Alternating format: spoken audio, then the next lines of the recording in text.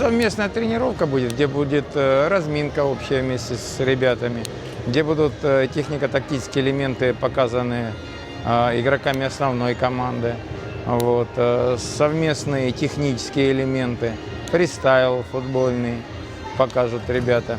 Обязательно будут конкурсы. Один из конкурсов будет возможность у ребят определять лучшего по забитию мяча нашим вратарям основным. Не получается момент реализовать, потому что как-то страшно еще, а так понравилось довольно, потому что все показывают так наглядно, хорошо. Ну, безусловно, приятно, но чувствуется, что разный уровень. Мой, допустим, и того же Антона Рудых или других игроков. Но приятно получать пасы от них и обыгрывать, может, кого-то. Это все очень нравится.